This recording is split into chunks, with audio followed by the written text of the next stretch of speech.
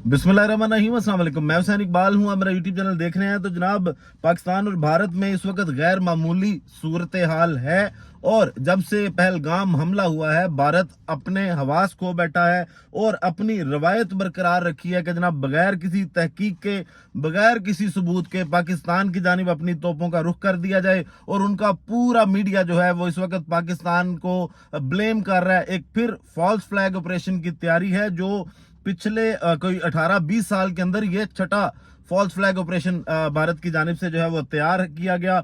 और अब ऐसे जैसे बकायदा जंग का ऐलान कर दिया। अभी आज भारत के अंदर जो इजलास हुआ, उनकी कैबिनेट का इजलास था जिनमें उनके वजीर दिफा और जो डिफेंस एडवाइजर है वो भी मौजूद थे। वजीर आजम उनके नरेंद्र मोदी भी उसमें मौजूद थे। उस इजलास में उन्होंने फैसले क्या किए, आपको वो बताएंगे कि क्या इकदाम भारत की जानिब से अब किए जा रहे हैं और पाकिस्तान क्या करने जा रहा है।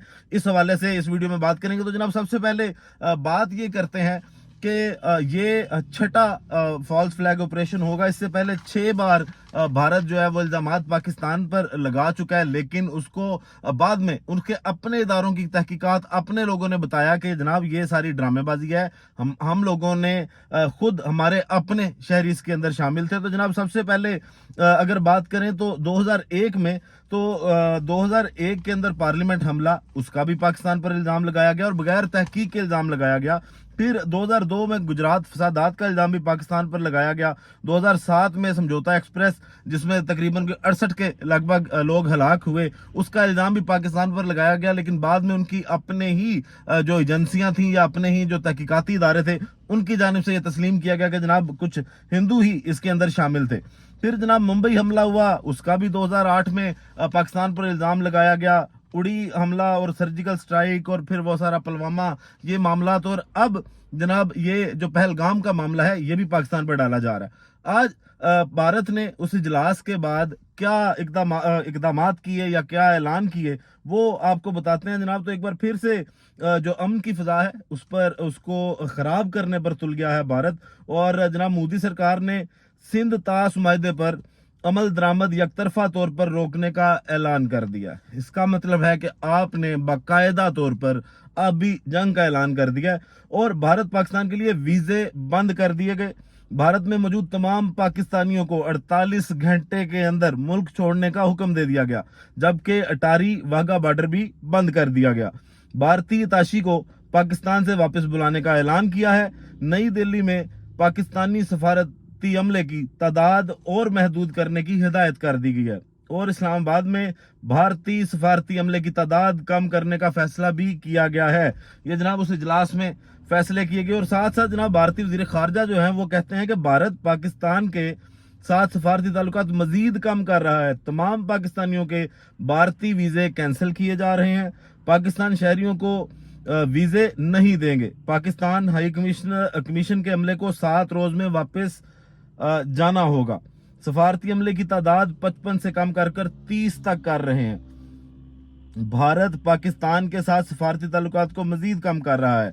फिर जनाब भारत ने दिल्ली में पाकिस्तानी सफारत खाने के जो नेवी और एयरफोर्स के ताशियों को नापसंदीदा शख्सियत करार दे दिया। इनके पास इंडिया छोड़ने के लिए 1 हफ्ता और इंडिया भी इस्लामाबाद में इंडियन हाई कमीशन से अपने डिफेंस, मिलिट्री, नेवी और फिजाइया के एडवाइजर्स को वापस बुला रहा है। भारतीय जो वजीर खारजा हैं उनके मुताबिक भारत इस्लामाबाद में भारतीय हाई कमीशन से फौजी मशीरों को वापस बुला रहा है।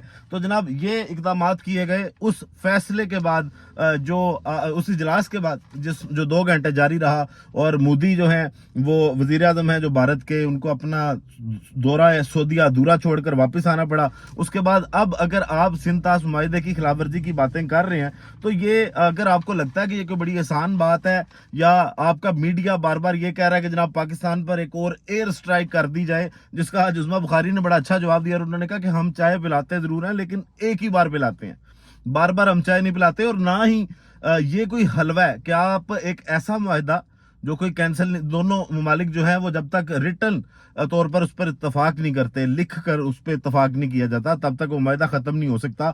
आप एक एटॉमिक पावर को अगर इस तरह की बातें करेंगे तो ये कोई हलवा नहीं है, आपके लिए इतना आसान नहीं है। अब जनाब सिंध ताश माहदा, جس کو آج جناب معطل کرنے کا، یا انہوں نے کہا کہ جناب ہم وہ معاہدہ ختم کر دیں گے. یہ معاہدہ ہے کیا؟ یہ معاہدہ جناب 1960 میں پاکستان اور بھارت کے درمیان عالمی بینکی ثالثی سے طے پایا، اور جناب دونوں ممالک کے درمیان آبی وسائل کی تقسیم کا یہ معاہدہ تھا. اب جناب انڈیا کے وزیر اعظم جواہر لال نہرو اور پاکستان کے سربراہ جنرل ایوب خان نے کراچی میں اس معاہدے پر دستخط کیے. معاہدے کے مطابق مشرقی دریا راوی، بیاس اور ساتلج بھارت کے حوالے کیے گئے، جبکہ مغربی دریا سندھ، جہلم اور چناب پاکستان کو دیے گئے. مغربی دریاؤں کے 80% پانی پر پاکستان کا حق تسلیم کیا گیا. انڈیا کو ان دریاؤں کے بہتے ہوئے پانی سے بجلی پیدا کرنے کا حق دیا گیا، لیکن یہ ہے کہ وہ اس پانی کو نہ کم کر سکتے ہیں، اس کے بہاؤ کو نہ روک سکتے ہیں. دریاؤں کی تقسیم کا یہ معاہدہ دونوں ممالک میں کئی جنگوں اور اختلافات اور تنازعات کے باوجود 62 برس سے اپنی جگہ پہ قائم ہے. پھر جناب مزید یہ کہتے ہیں کہ اس معاہدے کی شق ہے 12(4) کہتی ہے کہ یہ معاہدہ تب تک ختم نہیں ہو سکتا جب تک یہ دونوں ممالک تحریری طور پر متفق نہ ہوں. تو جناب یہ اتنا آسان نہیں ہے کہ آپ جناب بس یہ کہہ دیں کہ ہم یہ معاہدہ نہیں کریں گے اور جناب وہ معاہدہ نہیں ہوگا. اب جناب مزید آگے وہ کہتے ہیں کہ انٹرنیشنل واٹر لا کے مطابق کوئی بھی ملک اپر ریپیرین ہو کر بھی لوئر ریپیرین کا پانی نہیں روک سکتا. یہ بنیادی اصول ہے جس کی بھارت مسلسل خلاف ورزی کر رہا ہے. اور جناب جن ماہرین سے بات ہوئی ہے ان کے مطابق بھارت اس طرح کے اقدامات کر کے اپنے اندرونی سیاسی دباؤ اور عوامی تنقید سے توجہ ہٹانے کی کوشش کر رہا ہے. بھارت کا یہ اقدام کشمیر سے توجہ ہٹانے کی کوشش، یہ سوالات اب عالمی فورم پر اٹھائے جائیں گے. تو جناب بھارت جو ہے وہ یہ سارا کچھ کر تو رہا ہے، لیکن اب سوال یہ ہے کہ جو پاکستان ہے، پاکستان اب کیا کر رہا ہے. ایک تو یہ کہ بھارت نے اب مقبوضہ کشمیر کے اندر سری نگر میں کل جماعتی کانفرنس کا جو ہے وہ اعلان کر دیا ہے، ان کو بلایا گیا ہے، اجلاس بلایا گیا ہے کل جماعتی کانفرنس کا.